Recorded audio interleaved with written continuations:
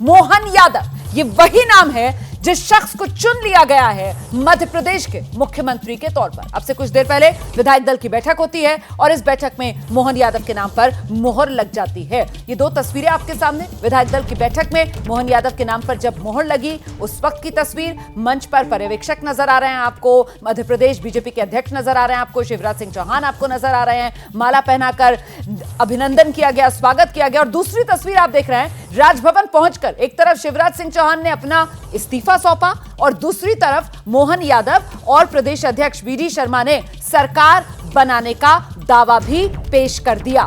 तो ये दो तस्वीरें इस वक्त आपके सामने। बीजेपी विधायक दल में फैसला हुआ, उज्जैन दक्षिण से विधायक मोहन यादव के नाम पर मोहर लगी। और जल्दी से आपको बता देती हूं, पिछले 1-1.5 घंटे में जो बड़ी बातें सामने निकल कर आई हैं, मध्य प्रदेश को लेकर सस्पेंस खत्म। शिवराज की जगह मोहन यादव को कमान, शिवराज ने मोहन यादव के नाम का प्रस्ताव रखा। उज्जैन दक्षिण से विधायक हैं मोहन यादव, लगातार तीसरी बार विधायक बने मोहन यादव। 2013 से सिलसिला शुरू हुआ था, 2018, अब 2023। शिवराज सरकार में 20 से 23 तक उच्च शिक्षा मंत्री रहे मोहन यादव। बाबूलाल गौर के बाद यादव समाज से मध्य प्रदेश के ये दूसरे सीएम होंगे। 2003 से मध्य प्रदेश में बीजेपी के ओबीसी चेहरे के तौर पर काम कर रहे हैं। मध्य प्रदेश में 2 डिप्टी सीएम भी बनाए गए हैं बीजेपी की तरफ से, एक राजेंद्र शुक्ला, दूसरे जगदीश देवड़ा। नरेंद्र सिंह तोमर को विधानसभा अध्यक्ष बनाया गया है। तो ये पिछले 1-1.5 घंटे का पूरा ब्यौरा आपके सामने हमने रख दिया है। और देखिए, इस मौके पर देश मोहन यादव को सुनना चाहता है, जानना चाहता है। और ऐसे में मोहन यादव का मुख्यमंत्री चुने जाने के बाद वो पहला बयान जो सामने आया है वो आपको बता देते हैं। निश्चित रूप से हम सब मिलकर के और प्रदेश की जनता की अपेक्षा के आधार पर इसको आगे ले जाएंगे। एक बार आप सबका आभार। अभी गवर्नर हाउस जा रहे हैं, माननीय विधायक दल की बैठक की कार्रवाई का मैं पत्र सौंपने के लिए हम गवर्नर हाउस जा रहे हैं। तो मोहन यादव को आपने सुना और इस बीच आपको दिखाते हैं जरा वो 4 चेहरे जो मध्य प्रदेश में किस तरीके से ये नया नेतृत्व सामने निकल कर आया है और तस्वीर बदल गई है, उसी की गवाही देंगे। जिसमें सबसे आगे नाम मोहन यादव का है, जिनके नाम पर मुख्यमंत्री के तौर पर मोहर लग गई है। विधायक दल ने जिनको चुन लिया है और जिन्होंने सरकार बनाने का दावा राज्यपाल से मिलकर उनको पेश कर दिया है। वहीं दूसरे जो और चेहरे हैं उसमें राजेंद्र शुक्ला, ब्राह्मण चेहरा, बघेलखंड से आता है, डिप्टी सीएम के तौर पर इनके नाम पर मोहर लगी है। जगदीश देवड़ा दलित है, मंदसौर से आते हैं, डिप्टी सीएम के तौर पर इनके नाम पर मोहर लगी है। और ग्वालियर चंबल इलाके से आने वाले नरेंद्र तोमर, जो इससे पहले देश के कृषि मंत्री के तौर पर जिम्मेदारी निभा रहे थे, तोमर समुदाय, राजपूत समुदाय से आते हैं, उनको विधानसभा अध्यक्ष बनाया जाएगा। तो कुल मिलाकर ये वो 4 बड़े चेहरे मध्य प्रदेश में बीजेपी का सरप्राइज। और सीधे आपको लेकर चलते हैं ग्राउंड जीरो पर। हमारे तमाम सहयोगी इस वक्त हमारे साथ मौजूद हैं। विकास से जरा समझते हैं ये नया नेतृत्व मध्य प्रदेश में बीजेपी का किस ओर इशारा कर रहा है। विकास जी हाँ, बिल्कुल। देखिए, जो नया नेतृत्व है वो बीजेपी की नई राजनीति की ओर इशारा कर रहा है। तीसरी बार के विधायक हैं, महाकाल की नगरी से अब मध्य प्रदेश का मुख्यमंत्री होगा और देश का प्रधानमंत्री काशी विश्वनाथ की नगरी से, दोनों का कनेक्शन है, ज्योतिर्लिंगों में से एक है। लेकिन अब महाकाल की नगरी का जो मुख्यमंत्री होगा, जो प्रदेश की बागडोर संभालेगा, वो मोहन यादव नाम चौंकाने वाला है। देखिए, यहाँ पर तमाम लोग यहाँ आसपास के इकट्ठा हैं, चाय की एक ठेली है, उस पर चाय पर चर्चा हो रही है। यही लोगों से समझ लेते हैं कि नए नाम को सुनने के बाद उनके जहन में क्या आया। आप बीजेपी के कार्यकर्ता हैं? हाँ, बिल्कुल है। तो नया नाम जब आपने मोहन यादव का सुना, तो आपके जहन में क्या आया? नहीं, आश्चर्यजनक नाम आया है, पार्टी ने तय किया है। पार्टी ने जो तय किया है वो अच्छा निर्णय लिया होगा पार्टी ने। हाँ, ऐसा थोड़ी है, लेकिन अभी तक चर्चा में नहीं था ये नाम। हाँ, अचानक एकदम से चर्चा में आया है। पार्टी का निर्णय है, ऊपर हाईकमान का सब सहमत है। हाँ, बिल्कुल, नाम ऐसा है जिसने सबको चौंका दिया है। पार्टी के भीतर भी लोग हैरान हैं, पार्टी के भीतर भी कोई उम्मीद नहीं कर रहा था कि नाम मोहन यादव का सामने आ जाएगा। और इसीलिए तो हम कह रहे हैं 24 के लिहाज से मध्य प्रदेश में मोदी का मास्टर स्ट्रोक मोहन यादव। ब्रजेश, संगठन ही तय करेगा कि हम कुछ ना कुछ जैसे विकास ने बताया कि काशी विश्वनाथ से लेकर उज्जैन की नगरी तक एक साम्य है कि दोनों ज्योतिर्लिंग है। तो अब देखिए कितना बड़ा परिवर्तन आया मध्य प्रदेश में। सबसे बड़ा परिवर्तन तो ये हुआ कि शिवराज की लंबी 16 साल की पारी का अंत हुआ है और शिवराज चौहान इस्तीफा देने अंदर राजभवन में गए हैं।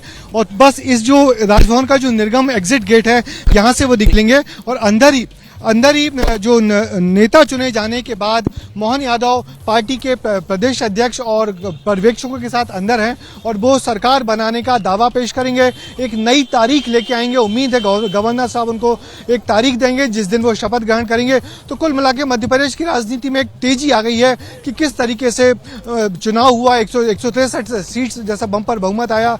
बीजेपी को एक फंसा हुआ चुनाव समझा था, मगर एक बड़ी आसान सी जीत हासिल की। उसके बाद एक बड़ा बदलाव शिवराज चौहान को पार्टी ने बदला, खट्टर साहब को लाए। उससे लग गया था कि शिवराज जी को संकेत दे दिए गए हैं कि अब आपकी पारी को यहीं विराम दीजिए और मोहन यादव एक नया चेहरा, एक यूथ चेहरा जो तीसरी बार का ओबीसी चेहरा है और तीसरी बार का विधायक है, उसको जिम्मेदारी दे दी गई कि अब यहां से नरेंद्र मोदी के सपनों को पूरा करने के लिए यहां से आगे निकलिए। मगर बड़ा सवाल वही है जो दूसरे हैवी वेट्स हैं, कैलाश विजयवर्गीय, प्रहलाद पटेल, राकेश सिंह, इनको अब क्या जिम्मेदारी मिलती है। तस्वीरें देख लीजिए आप, शिवराज सिंह चौहान साथ में बिल्कुल कंधे से कंधा मिलाकर चलते हुए, अब तो थोड़ा सा आगे हो गए। प्रहलाद सिंह पटेल को आप देख रहे हैं, पीछे पीछे मनोहर लाल खट्टर। अच्छा, शिवराज सिंह चौहान, प्रहलाद सिंह पटेल, ये वो दो चेहरे हैं जो मध्य प्रदेश ओबीसी समुदाय से आते हैं और लगातार दोनों जो हैं मध्य प्रदेश के मुख्यमंत्री की रेस में उस रेस में लगातार बने हुए थे और बिल्कुल इसी अंदाज में बने हुए थे, बिल्कुल बराबरी वाले अंदाज में। कांटे की लड़ाई माना जा रहा था दोनों में चल रही है, किसी की भी ताजपोशी हो सकती है। और पीछे पीछे आप पर्यवेक्षक देख रहे हैं मनोहर लाल खट्टर, लेकिन वो कहते हैं ना कि साहब बीजेपी चौंकाने वाले फैसले लेती है और ऐसे में शिवराज सिंह चौहान वो भी रह गए, प्रहलाद सिंह पटेल वो भी रह गए और बाजी कौन मार गया? मोहन यादव, जिनका कहीं दूर दूर तक नाम भी नहीं था। एकदम चौंकाने वाला चेहरा रोहित सिंह सावल, मोहन यादव सामने।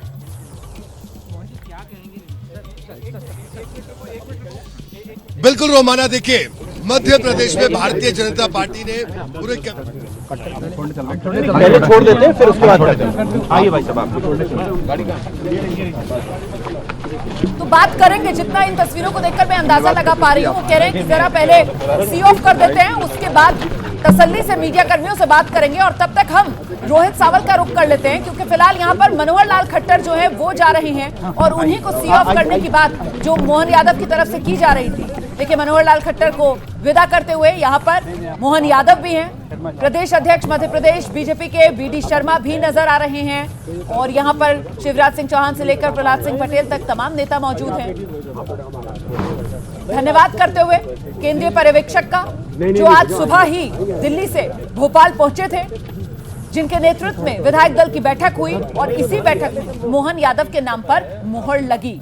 और गौर करने वाली बात ये, बड़ी बात ये कि प्रस्तावक कौन बना? खुद शिवराज सिंह चौहान, जो लगातार 2005 से लेकर 2023 तक मध्य प्रदेश में मुख्यमंत्री की कमान संभाले रहे। सिर्फ अगर कमलनाथ वाला वो पीरियड छोड़ दिया जाए 18 महीने का, तो आप देख रहे हैं मनोहर लाल खट्टर जो है वो गाड़ी में बैठ गए हैं और अब मोहन यादव मीडिया से बात करते हुए।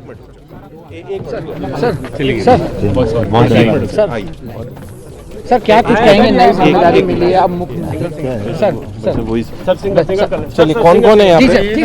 जी सर, चलिए सिंगल इनको एजेंसी। सर नई जिम्मेदारी मिली है, कार्यकर्ता को चुना है भारतीय जनता पार्टी ने, क्या कुछ कहेंगे? देखिए, भारतीय जनता पार्टी का ये तंत्र ही ऐसा है कि छोटे से कार्यकर्ता को बड़ी से बड़ी जवाबदारी देती और हम सबकी ट्रेनिंग भी ऐसी होती कि इस आधार पर पार्टी जो काम दे दे उसको बहुत सहजता के साथ लेते हैं। मैं बाबा महाकाल की कृपा और माननीय यशस्वी प्रधानमंत्री नरेंद्र मोदी जी, माननीय गृह मंत्री अमित शाह जी, राष्ट्रीय अध्यक्ष माननीय नड्डा जी और हमारे यशस्वी मुख्यमंत्री माननीय शिवराज सिंह जी चौहान, हमारे सभी नेतृत्व का माननीय नरेंद्र सिंह जी, माननीय कैलाश जी विजयवर्गीय, माननीय प्रहलाद पटेल जी, राकेश सिंह जी, माननीय बीडी शर्मा जी, सभी के साथ हमने मिलकर के आज विधायक दल की बैठक में बैठे थे और आकस्मिक में तो सहजता से अपना पीछे की पंक्ति में बैठ करके अपना काम कर रहा था। अचानक वहाँ जो घोषणा की है, मैं निश्चित रूप से सबका आभार भी मानता हूँ और ये भारतीय जनता पार्टी के साथ साथ पूरे प्रदेश की जनता, 8 करोड़ से ऊपर जनता है, उन सबके विश्वास पे भारतीय जनता पार्टी ने जो क्या प्राथमिकता रहेंगी सर आपकी? निश्चित रूप से विकास के काम को आगे बढ़ाना, यशस्वी प्रधानमंत्री के काम को आगे बढ़ाना। सर कई नाम चल रहे थे, एक पीटीआई और पीटीआई संदीप भाई आइए।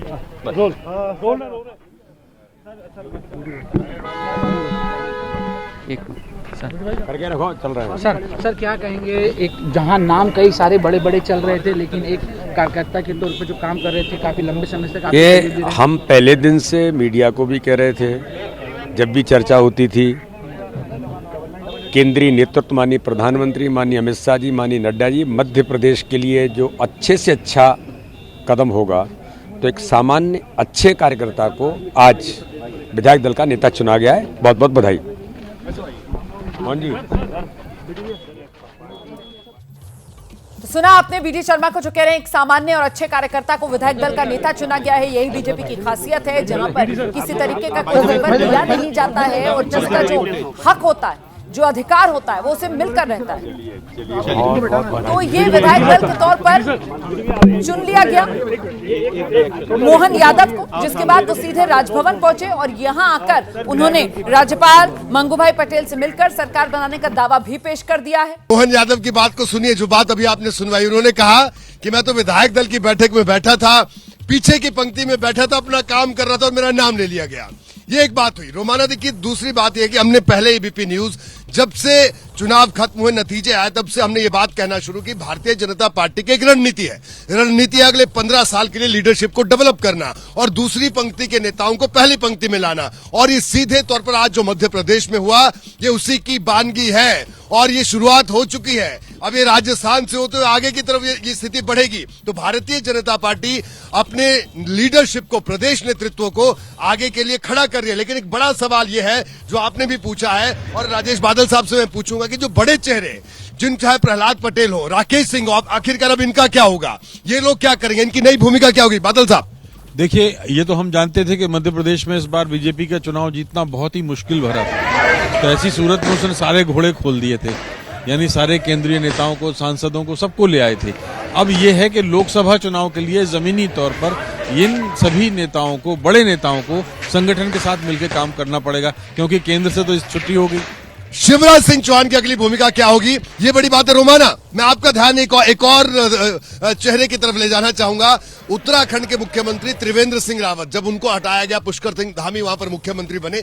त्रिवेंद्र सिंह रावत भी पार्टी के पुराने कार्यकर्ता रहे, लेकिन उसके बाद प्रदेश में विधानसभा चुनाव हुए, चुनाव नहीं उनको लड़वाया गया और उनके पास अभी कोई दायित्व नहीं है पार्टी का, ना प्रदेश स्तर पे ना राष्ट्रीय स्तर पे। तो खैर, मैं ये तो नहीं कह रहा कि शिवराज सिंह चौहान के साथ भी यही होगा, लेकिन इतना तय है कि भारतीय जनता पार्टी है नई लीडरशिप को आगे करना और किसी लीडरशिप को ढोना, जबरदस्ती ढोना, किसी बैगेज को लेकर चलना, ये नरेंद्र मोदी, अमित शाह, जेपी नड्डा, ये लोग कभी नहीं चाहता। पार्टी का शीर्ष नेतृत्व कभी नहीं चाहता। यही वजह है कि मध्य प्रदेश हो चाहे छत्तीसगढ़ में हो, दोनों प्रदेशों में जिस तरह का फैसला, नेतृत्व परिवर्तन का बड़ा फैसला, और रोमाना ये पॉलिटिकल विल ऐसा फैसला लेने के लिए चाहिए। आप देखिए, एक तरफ इतने बड़े बड़े नाम थे, प्रहलाद पटेल, नरेंद्र सिंह तोमर, चाहे कैलाश विजयवर्गीय हो, तमाम बड़े नाम, सबको दरकिनार करके एक अनाम गुमनाम चेहरा सामने आता और उसको मुख्यमंत्री बना दिया जाता। ये भविष्य की भारतीय जनता पार्टी की झलक है और मैसेज है कि यहाँ पर कार्यकर्ता की पूछ है। जी रोमाना, बिल्कुल। आपने देखिए उत्तराखंड का जिक्र किया और मैं यहाँ पर दर्शकों को गुजरात का भी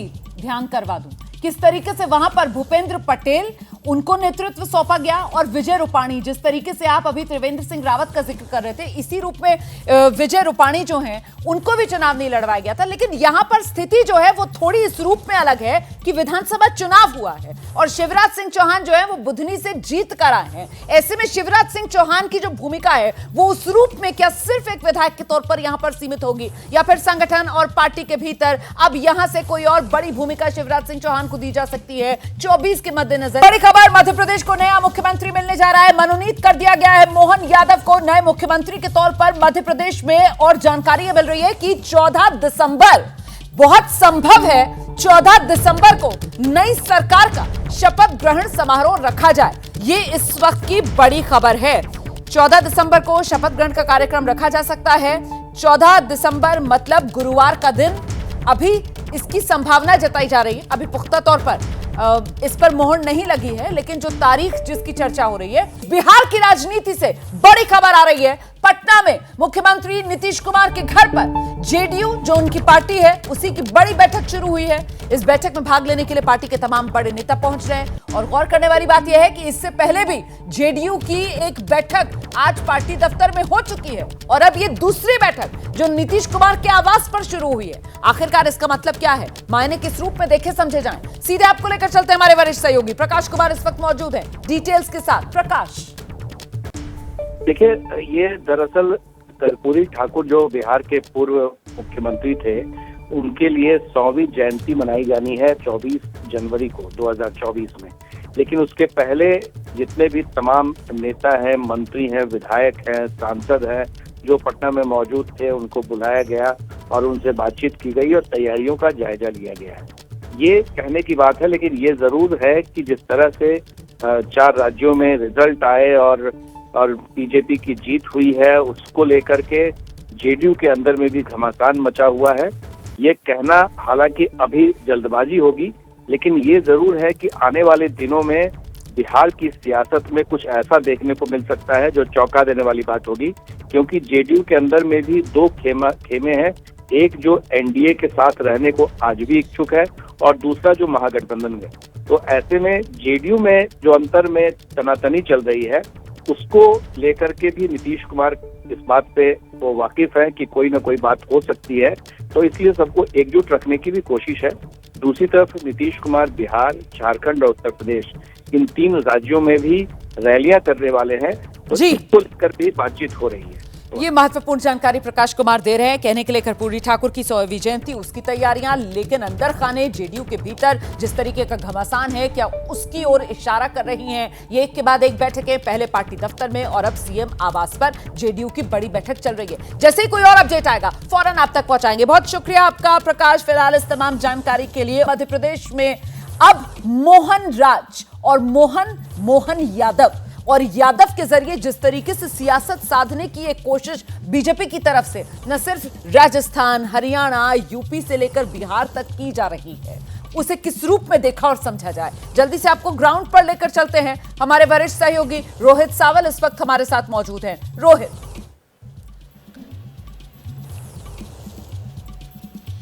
बिल्कुल रोमाना, आप बिल्कुल सही कह रहे हैं कि अब देखिए आगे की कड़ी क्या है, क्योंकि एबीपी न्यूज हम हमेशा बात कहते हैं कि आपको रखे आगे। विधानसभा चुनाव हुए, नतीजे आ गए, नतीजे के बाद कौन बनेगा मुख्यमंत्री, ये सवाल हमारा था। अब कौन बनेगा प्रधानमंत्री, यानी अब तीसरी बार मोदी बात कह रहे हैं कि हम बीजेपी दोबारा तीसरी बार आएगी। इधर इंडिया अलायंस की आप बात करें, लेकिन मैं बार बार आपको कह रहा हूं कि ये मध्य प्रदेश का जो फैसला है नेतृत्व परिवर्तन का, ये भारतीय जनता पार्टी की उस रणनीति का हिस्सा है जिसके तहत नई लीडरशिप को डेवलप करना और 2024 को लेकर पार्टी अपने आप को रीस्ट्रेंथन करना चाहती है। राजेश बादल साहब मेरे साथ लगातार मौजूद हैं, इनसे मैं लगातार बात कर रहा। बादल साहब, जो सांसद जिनको विधायक का चुनाव लड़वाया गया, बड़ी महत्वपूर्ण बात है रोमाना, ये कोई जरूरी नहीं कि उनको सांसद लड़ाया जाएगा दोबारा। बिल्कुल कोई जरूरी नहीं, और आप ये पाएंगे कि नए चेहरे सामने आएंगे।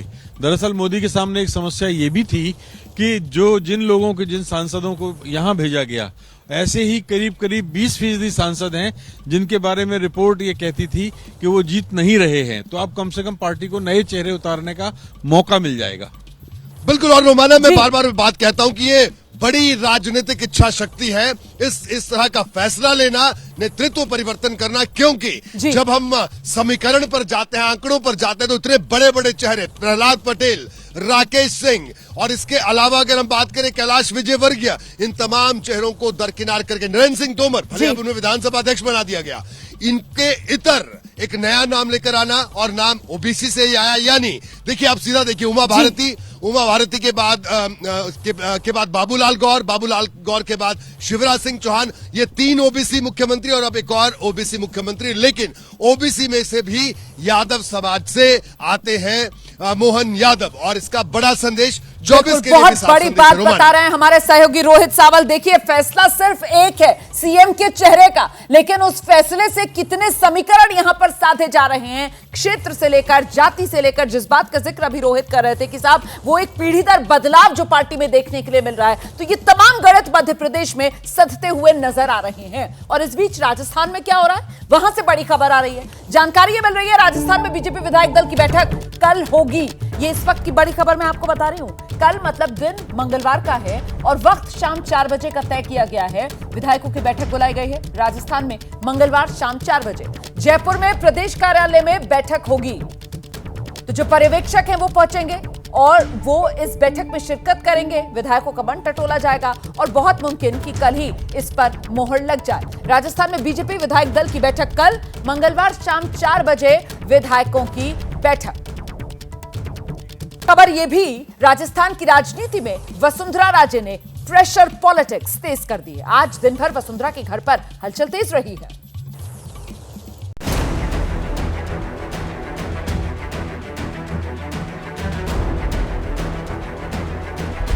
दोपहर करीब 1 बजे का वक्त था। जयपुर में वसुंधरा राजे के घर के बाहर मीडिया की भीड़ थी। उसी दौरान घर के भीतर से वसुंधरा के मीडिया एडवाइजर महेंद्र भारद्वाज बाहर निकले और दावा कर दिया अंदर कोई विधायक मौजूद नहीं। अंदर एक भी एमएलए नहीं है। कोई भी एमएलए, अगर कोई भी एमएलए यदि किसी अपने नेता से मिलने जा रहा है तो क्या गुनाह हो गया? गुनाह मैं कब कह रहा हूँ भाई, मैं तो उनकी बात लेकिन सुनो, जो वो कह रहे हैं वो कह रहे हैं। लेकिन सुनो अभी कोई एमएलए अंदर नहीं है। भारद्वाज को ये सफाई इसलिए देनी पड़ी क्योंकि मीडिया में खबर चल रही थी कि वसुंधरा के घर विधायकों का पहुंचना जारी है और विधायक दल की बैठक से पहले महारानी समर्थकों के साथ मीटिंग कर रही है। महेंद्र भारद्वाज जैसे ही सफाई देकर अंदर गए, कुछ ही देर बाद विधायक प्रताप सिंघवी की गाड़ी पहुंच गई। मकसद क्या है? मकसद मेरे साथ मेरे क्षेत्र के दोनों प्रधान आए, इनको मिलवाने, कटसी के नाते मिलवाने के लिए, वसुंधरा जी को मिलवाने के लिए आए। हम राजा साहब से मिलने हैं। और अंदर कहा गया कोई विधायक जा ही नहीं रहा और आप आगे तुरंत। हम दुष्यंत जी से मिलने के आए हैं। दुष्यंत जी हैं भीतर। सिंघवी ये दावा कर रहे थे कि अपने इलाके के प्रधान को मिलवाने लाए हैं। इस बीच सूत्रों से जानकारी भी निकल के सामने आई है कि वसुंधरा राजे जिस तरह से लगातार विधायकों के साथ मुलाकात और बैठकें कर रही हैं, उससे बीजेपी का आलाकमान नाराज है। इतना ही नहीं, पिछले हफ्ते जब वसुंधरा राजे अपने बेटे दुष्यंत सिंह के साथ बीजेपी के राष्ट्रीय अध्यक्ष जेपी नड्डा से मुलाकात करने दिल्ली पहुंची थी, तो उस दौरान भी इस तरह की मुलाकातों पर आपत्ति दर्ज करवाई गई थी। लेकिन रानी है कि मानने को तैयार नहीं, वो लगातार अपनी ताकत दिखाने की कोशिश में लगी हुई हैं। एबीपी न्यूज को सूत्रों से जो जानकारी मिली, उसके मुताबिक वसुंधरा से बीजेपी के जो भी विधायक मिल रहे हैं, उनसे विधायक दल की बैठक की रणनीति पर बात हो रही है। कल से अब तक दर्जन भर विधायक वसुंधरा से मिल चुके हैं। कल सुबह विधायकों को मीटिंग के लिए जयपुर पार्टी दफ्तर बुलाया गया है। सूत्रों से मिली जानकारी के अनुसार जो विधायक वसुंधरा से मिल रहे हैं, उनसे ये कहा जा रहा है कि जब कल मीटिंग होगी और पर्यवेक्षक मौजूद होंगे तो उनके सामने सबसे पसंदीदा मुख्यमंत्री के चेहरे के तौर पर वसुंधरा का नाम बताया जाए। पार्टी ने राजस्थान में सीएम चुनने के लिए रक्षा मंत्री राजनाथ सिंह, बीजेपी की राज्यसभा सांसद सरोज पांडे और पार्टी महासचिव विनोद तावड़े को पर्यवेक्षक बनाया है। तीनों कल सुबह जयपुर पहुंचेंगे। तीनों कल 11 बजे से पहले जयपुर पहुंच जाएंगे और उसके बाद विधायक लोगों के साथ यहाँ रहेंगे, व्यक्तिगत भी मिलेंगे, सामूहिक भी चर्चा करेंगे और जो कुछ है कल निर्णय करके जाएंगे। कल कितनी बजे विधायकों को बुलाया है बीजेपी विधायकों को? 11 बजे बाद कभी भी बुला सकते हैं। कल क्या होता है इस पर पूरे देश की नजर है। फिलहाल वसुंधरा मानने को तैयार नहीं। सूत्रों की माने तो बीजेपी के एक पूर्व प्रदेश अध्यक्ष की अगुवाई में वसुंधरा समर्थकों की मीटिंग हुई है और उसमें महारानी को सीएम बनाने के लिए जोर शोर से आवाज़ उठाई गई है, रणनीति बनाई गई है और ये भी मुमकिन है कि जो विधायक दल की बैठक होने वाली है उसमें वसुंधरा समर्थक विधायक उन्हें मुख्यमंत्री बनाने के लिए आवाज़ उठा सकते हैं। और इस बीच खबर आज ये भी आई कि वसुंधरा ने नेतृत्व के सामने 1 साल तक सीएम बनाने का प्रस्ताव रख दिया है। राजस्थान में बीजेपी के लिए सीएम तय करना बहुत ही मुश्किल होता जा रहा है क्योंकि पूर्व मुख्यमंत्री वसुंधरा राजे मानने के मूड में नहीं दिख रही। सूत्रों की माने तो वसुंधरा ने पार्टी नेतृत्व के सामने 1 साल तक सीएम बनने का प्रस्ताव रखा है, जबकि दिल्ली के सूत्र बता रहे हैं कि नेतृत्व ने वसुंधरा को स्पीकर बनने का प्रस्ताव दिया है। पार्टी नेतृत्व पर दबाव बनाने के लिए वसुंधरा लगातार पार्टी विधायकों के संपर्क में है। हालांकि सूत्र बता रहे हैं कि नेतृत्व ने वसुंधरा से कहा है कि वो विधायकों के साथ मेल मुलाकात न करे क्योंकि इससे गलत संदेश जा रहा है। राजस्थान में वसुंधरा राजे के अलावा आधा दर्जन सीएम पद के दावेदार बताए जा रहे हैं। इनमें केंद्रीय मंत्री गजेंद्र सिंह शेखावत, केंद्रीय मंत्री अश्विनी वैष्णव, केंद्रीय मंत्री अर्जुन राम मेघवाल, तिजारा के विधायक बाबा बालकनाथ, विद्याधर नगर की विधायक दिया कुमारी, सवाई माधोपुर के विधायक किरोड़ी लाल मीणा, ओम माथुर जैसे नेताओं के नाम चर्चा में हैं। सवाल ये कि वसुंधरा अगर सीएम नहीं बनती तो क्या वो पार्टी को नुकसान पहुंचा सकती हैं? कम से कम कांग्रेस इसी उम्मीद में है। ऐसा लगता है कि यदि वसुंधरा जी को सीएम नहीं बनाया तो सब कुछ ठीक नहीं होगा, क्योंकि वसुंधरा जी को एमएलए पसंद करते हैं यहाँ के जो बीजेपी के हैं, वो बोल भी चुके हैं काफी प्रेस में। अब क्या स्थिति बनती है सब डिसीजन होने के बाद पता, बीजेपी हाईकमांड को भी पता है, लेकिन बीजेपी हो या बीजेपी के एमएलए, जो ये इनका परिवार का मामला है। वसुंधरा 2 बार प्रदेश की सीएम रह चुकी हैं, लेकिन इस चुनाव में पार्टी ने उनके चेहरे को आगे नहीं किया। अब वसुंधरा पार्टी की जीत के बाद पीछे हटने को तैयार नहीं। बड़ी खबर इस वक्त की यही है, मध्य प्रदेश में मोहन राज। मध्य प्रदेश के लिए बीजेपी ने मुख्यमंत्री के नाम पर मोहर लगा दी है और मोहन यादव उन्हें पार्टी की तरफ से चुना गया है। आज विधायक दल की बैठक जिसमें मोहन यादव के नाम पर मोहर लगी है और इसके बाद मोहन यादव जो हैं वो राजभवन पहुंचे। उनसे पहले शिवराज सिंह चौहान राजभवन पहुंचे। वहां पहुंचकर उन्होंने राज्यपाल को अपना इस्तीफा सौंपा, जिसके बाद मोहन यादव और मध्य प्रदेश बीजेपी के प्रदेश अध्यक्ष पीडी शर्मा उनकी तरफ से सरकार बनाने का दावा पेश किया गया। राजभवन से मनोनीत मुख्यमंत्री वाली चिट्ठी जो है वो मोहन यादव को दे दी गई है और इस बीच हर कोई हैरान है मोहन यादव के नाम को लेकर, क्योंकि वाकई में ये एक चौंकाने वाला चेहरा। मध्य प्रदेश से बाहर मोहन यादव को लेकर ज्यादा जानकारी लोगों के पास है नहीं और अब मोहन राज की मध्य प्रदेश में होने जा रही है शुरुआत और मोहन यादव का चेहरा आगे करके 24 के लिहाज से माना यह जा रहा है कि मध्य प्रदेश में मोदी ने मास्टर स्ट्रोक चल दिया है।